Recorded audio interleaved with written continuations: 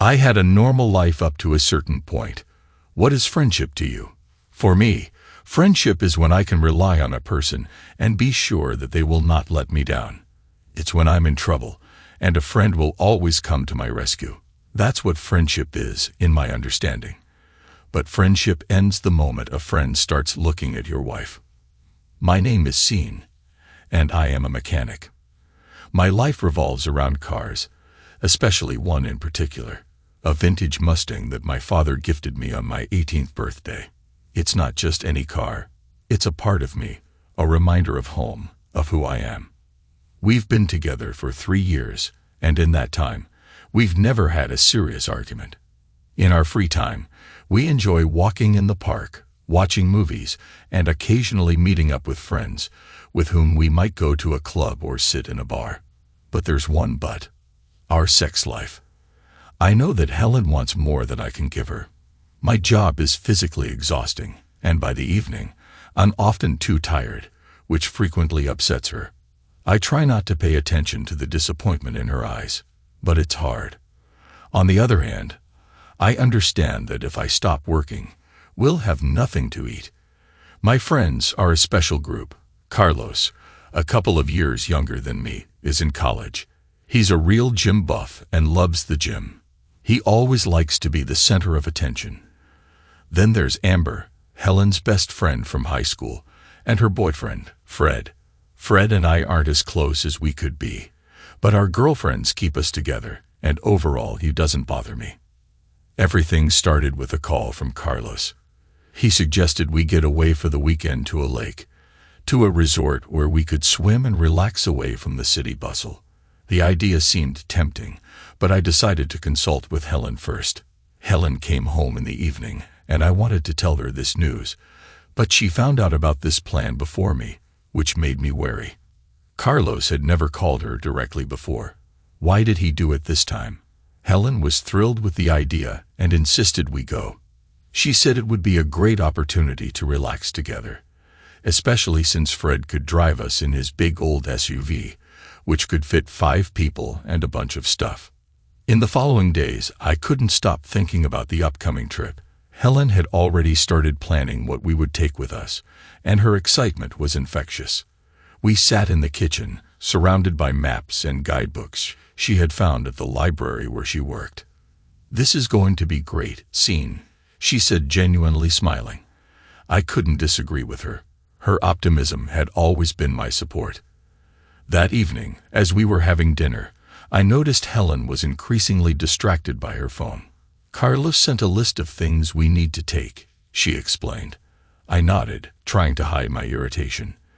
It's not that I didn't trust Carlos, but his sudden interest in my wife seemed odd to me. Why didn't he write to me? The following day, Helen and I set out for shopping. We needed to buy everything necessary for the trip, mainly bathing suits and food and drinks. Helen was in her element, selecting the best and most comfortable items, but what especially amazed me was her new swimsuit, which was very revealing. I barely managed to restrain myself from getting too close to her right in the changing room. "We're only going to be there for a couple of days, Helen. Not a month," I joked, watching her carefully pick out items. She just smiled sweetly in response and continued her search. On the way home, we discussed the trip plan. Fred agreed to take us in his SUV, which was a big plus. "Everything will be perfect, Scene." "You'll see," Helen said, holding my hand. I hoped she was right. The day before the trip, we packed all our stuff and loaded it into the car. Carlos and Fred came to us quite early to avoid the morning traffic jams.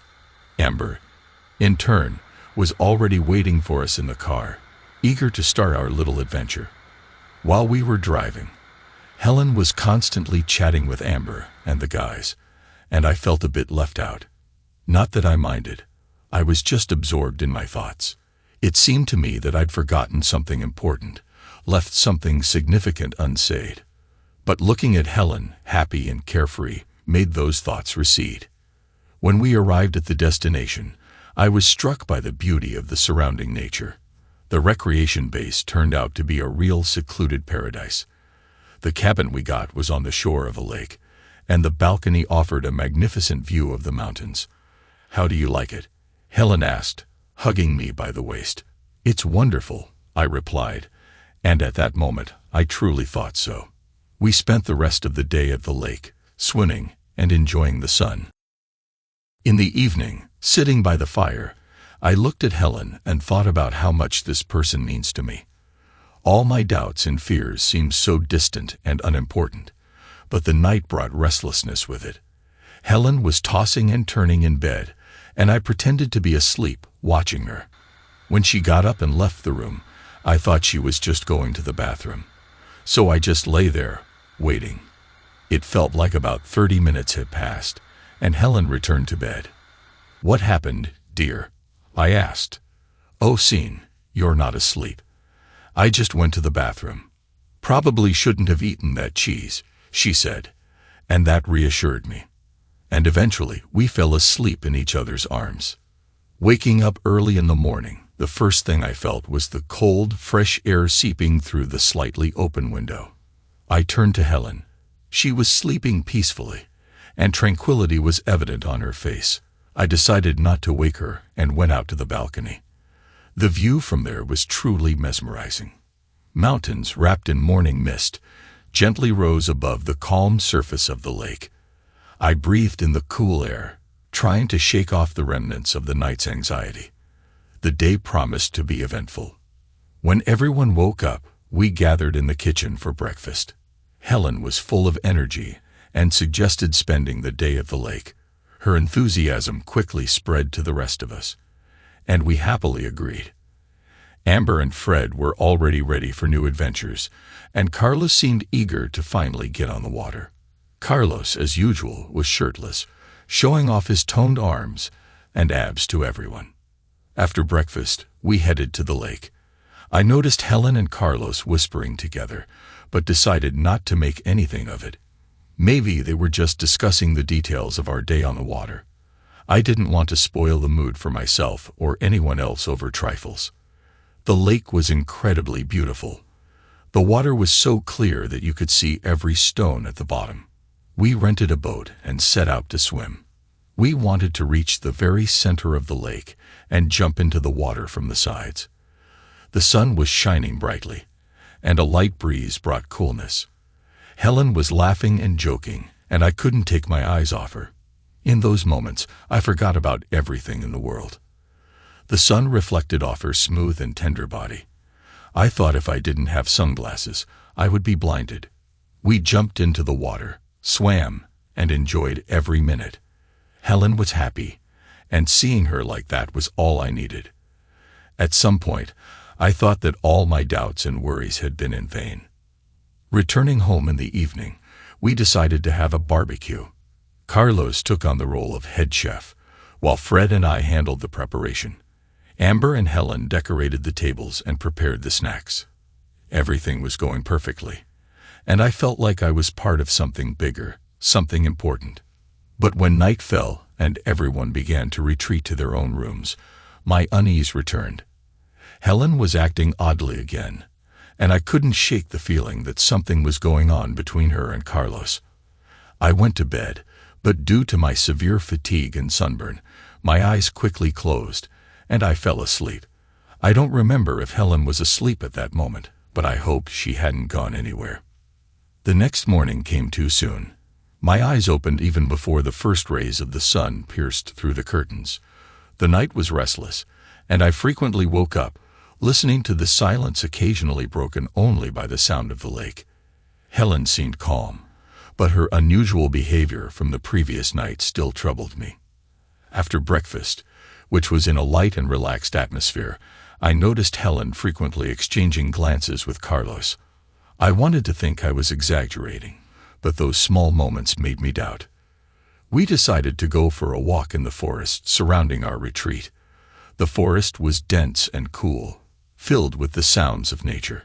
Amber and Fred walked ahead, chatting cheerily, while Helen and I followed with Carlos. It seemed to me there was some invisible attraction between them that I couldn't ignore. On the way back to the house, Helen took my hand and smiled, as if trying to assure me that everything was fine. I responded with a smile, trying to dispel my anxious thoughts. In the evenings, we arranged an outdoor movie screening. Fred found an old projector, and we settled on the grass with popcorn and blankets. Everything seemed perfect, but I still felt a tension in the air. After the movie, when everyone started heading off to sleep, Helen said she would go for a walk. "I need some fresh air," she explained. I offered to go with her, but she insisted on being alone. Her words sounded convincing, but I couldn't shake off a feeling of anxiety. Lying in bed and listening to the house absorb the night silence, I couldn't fall asleep. Thoughts of Helen, her strange nocturnal wanderings, and the exchanged glances with Carlos kept me awake. I decided I had to figure this out as soon as she returned. When Helen came back an hour later, she tried to be quiet, but I was already sitting up in bed, waiting. "Is everything all right?" I asked, trying to hide the concern in my voice. She nodded. "All's well. I was just sitting by the lake. Today was such a busy day, my head spinning." Her words didn't sound convincing to me, but I invited her to bed, and out of decency, attempted to be intimate with her. "Scene, let's not right now. It's late, and I'm not feeling well," she said, and that upset me. I turned away from her and lay down to sleep. 20 minutes later, I felt Helen trying to wake me up. Scene, are you asleep?" she said, but I decided not to respond, and she repeated the same thing about 10 minutes later, but I also didn't give her an answer. Then she got up and went out the door, and I heard footsteps down the staircase. The house was 2-storied. On the second floor there were 2 rooms, one for us with Helen, the other for Amber and Fred, while Carlos slept downstairs on a soft fold-out couch. After lying in bed for about 15 minutes, I decided to leave my room and check where Helen had been disappearing to for so long. Carefully opening the door, I found myself in the corridor, and on my haunches, I started crawling towards the staircase to listen to what was happening downstairs. Through the silence, I heard Helen's faint moans, as if something was covering her mouth. Then I started carefully descending the stairs and got a full view. As I descended the stairs, wanting to remain unnoticed, I took my phone with me, having dimmed its brightness to the minimum beforehand. I extended the phone downwards, wanting to take a quick photo, and pressing the button, I realized I had forgotten to turn off the flash, which exposed my presence. The room was dark, but moonlight streaming through the window illuminated their silhouettes. They turned around towards me, like guilty children caught stealing cookies. The world around ceased to exist. I went down even further. All I saw were Helen and Carlos. Helen sitting on Carlos, covered only by a thin blanket. I couldn't utter a word, my breathing quickened, and I felt anger filling every cell of my body. Carlos tried to say something, throwing Helen off him and moving towards me, raising his hands in a gesture of peace, but that only fueled my rage. I didn't listen to him. When he came too close to me, I reflexively struck him in the face, causing him to fall to the ground. Helen started to cry, whispering my name. But her tears, like drops of acid, only intensified my pain. I took a step back, trying to gather my thoughts. Everything inside me screamed in pain and betrayal. My wife, my love, was with another. My friend. I felt the world I had built around us crumbling before my eyes. "How could you?" I said. "I didn't mean to, I'm sorry. It's just that we haven't had sex in so long, and Carlos was so manly and handsome," she said. "Do you realize what you are telling your husband? He's handsome. Are you aware that he only got that physique thanks to pills?" I said. "I'm sorry, she said, trying to stand up and come towards me. "Don't come any closer to me. I see you didn't even use protection, right?" I asked. "I'm guilty. Forgive me," she said. "And you probably weren't aware that Carlos has a venereal disease, right?" I asked.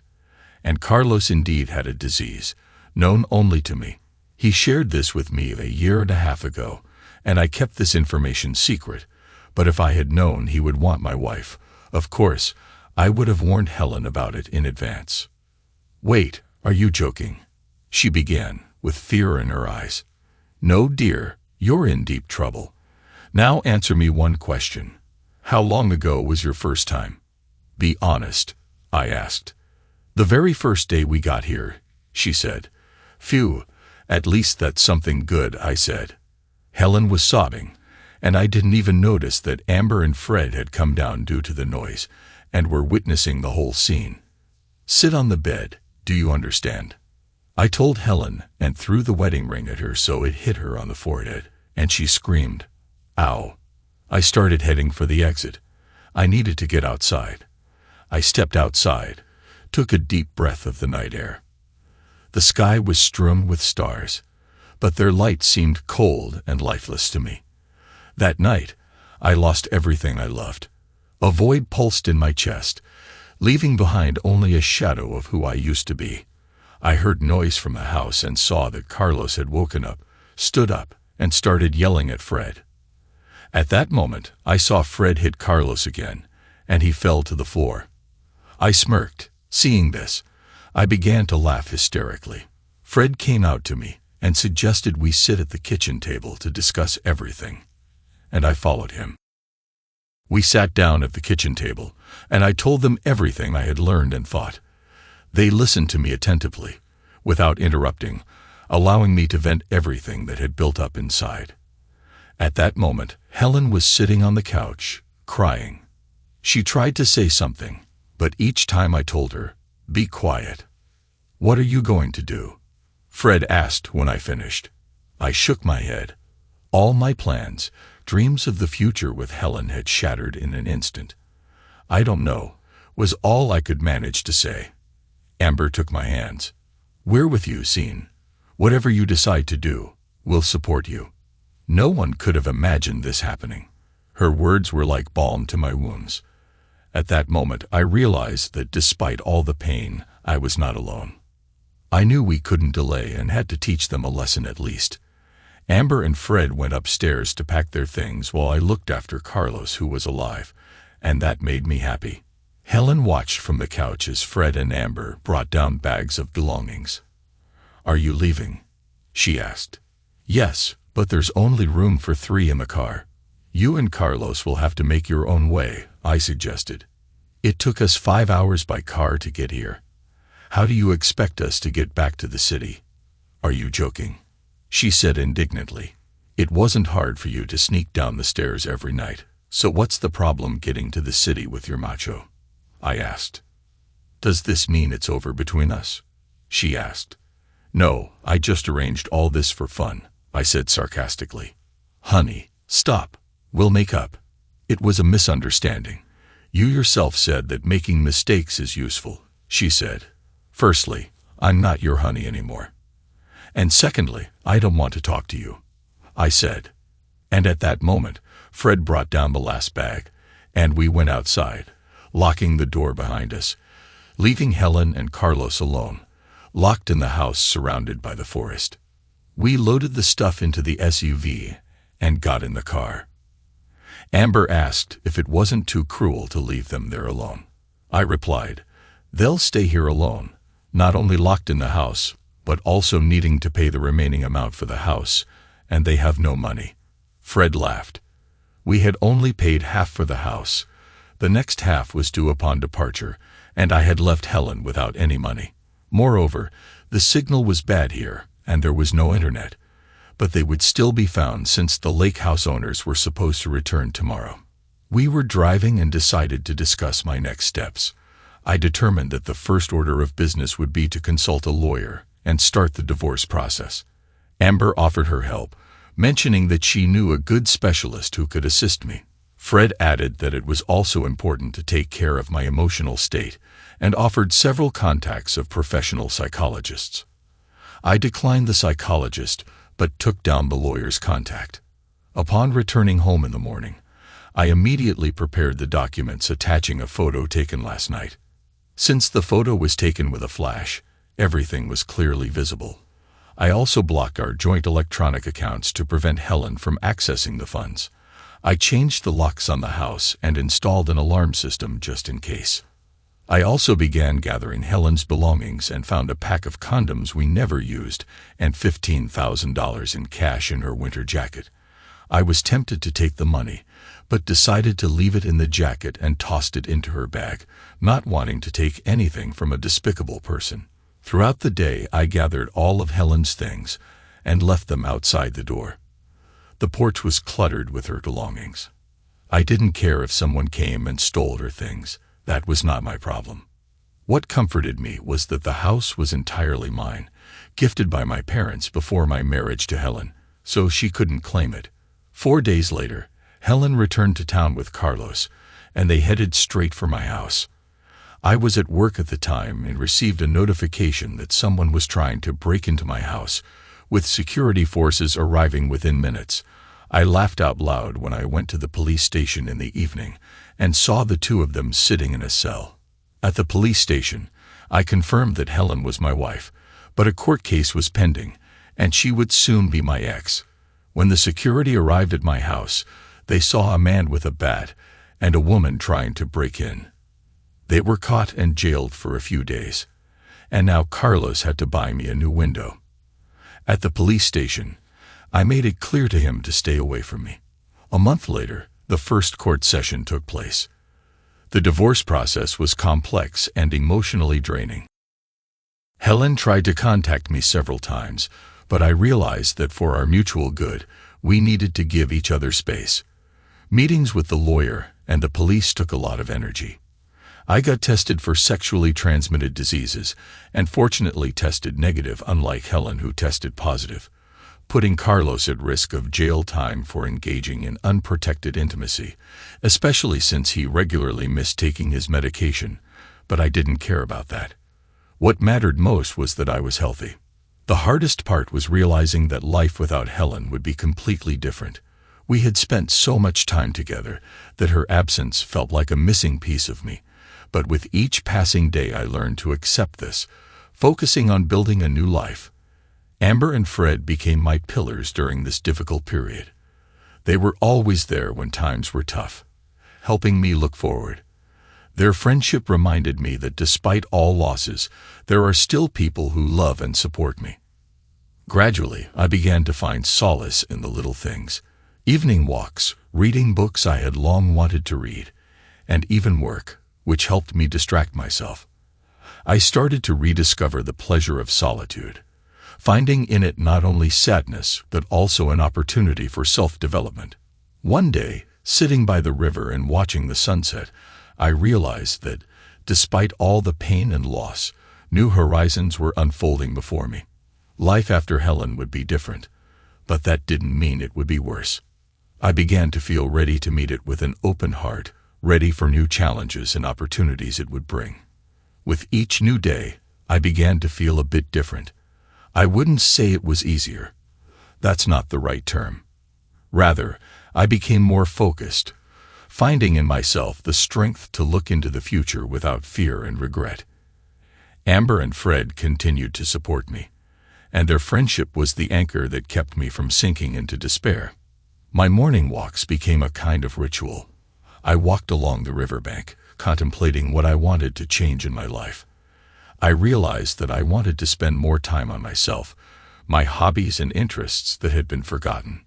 One day, sitting in a cafe and sipping coffee, I felt truly calm for the first time after everything that had happened. I opened a notebook and began to list all the things I had always wanted to do but had postponed. The list was long, from trips I wanted to take to skills I wanted to learn. I suddenly realized that the world around me remained full of opportunities, even if one chapter of my life had been turned. Returning to work was another step forward. I discovered that my passion for cars had not faded. On the contrary, I began to invest even more enthusiasm in it, seeing it not just as a job, but as a way of self-expression. My old Mustang, which seemed to me a reminder of the past, now filled me with a sense of pride and achievement. The most difficult part was learning to trust people again. Meeting new people, interacting with colleagues wasn't always easy, but I gradually learned to open up to the world, understanding that not all stories end like mine with Helen. Helen herself is to blame for getting infected, and now lives in some tiny room in another state, her life not turning out well. She didn't finish college and quit her job. Her affair brought her nothing, and she's to blame for that. The person I once considered a friend is in prison, and it's his fault too. I did nothing wrong to these people. They chose their path, and I just helped them end up where they should be. The main thing is to keep your sanity and believe in the best. Thanks to everyone who took the time to listen to today's stories. If you enjoyed it, please consider liking and subscribing if you haven't already. Feel free to share your thoughts on the events in the comments below. Take care,